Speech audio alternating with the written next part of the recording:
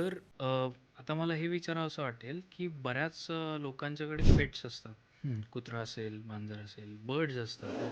So यांच्यावर music therapy काम करू शकते का? हा पहिला प्रश्न.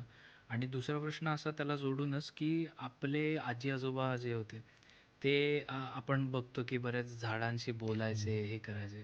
सो त्यांच्यावर पण म्हणजे झाडांवर पण म्युझिक थेरपीचा परिणाम होतो? हो.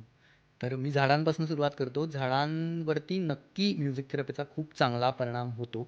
आम्ही मागच्या वर्षी वर्ल्ड म्युझिक डेच्या निमित्ताने मुद्दाम महिनाभर आमच्या अख्ख्या कम्युनिटीनी घरातल्या कुंड्यांवरती प्रयोग केले बरं. आणि म्हणजे अगदी रेकॉर्ड ठेवत, फोटो काढत असे प्रयोग हे केले आणि खूप चांगले रिझल्ट्स घरातल्या झाडांवरती मिळाले. म्हणजे ज्यांना फुटवे नव्हते अशा झाडांना फुटवे आले. वा. किंवा क्वालिटेटिव्ह इम्प्रूव्हमेंट ज्याला म्हणू, की रंग फुलाचा आणि त्याचा हां. सुवास याच्यामध्ये खूप छान तजेलदार फुलं, खूप छान सुगंधित फुलं आणि क्वांटिटेटिव्ह म्हणजे फुलांची संख्या वाढणं. हां. तर असं सगळे परिणाम हे त्याच्यामध्ये दिसले. वा. तर गप्पा मारणं हे तर आहेच, पण बरोबरीने संगीताचा वापर नक्की झाडांसाठी करता येईल.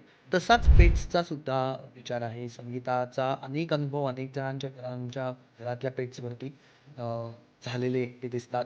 जेव्हा त्यांनी मगाशी स्वातंत्र्य संगीतचा उल्लेख केला, तर ते अनेक जण आजी-आजोबा त्यांना जॉइन केलेलं असतं ऑनलाईन. बरं. तर त्यांच्या घरातले हमखास जे पेट्स असतात, ते त्यांचा तो क्लास सुरू झाला, की त्यांच्या शेजारी टेबलावर येऊन बसतात आणि अरे वाह! पूर्ण 45 मिनिटं ते हालत नाहीत. वाह! असे अनेक अनुभव आहेत. तर त्याच्यामुळे खूप चांगला त्यांच्यासाठी सुद्धा विचार करू शकतो.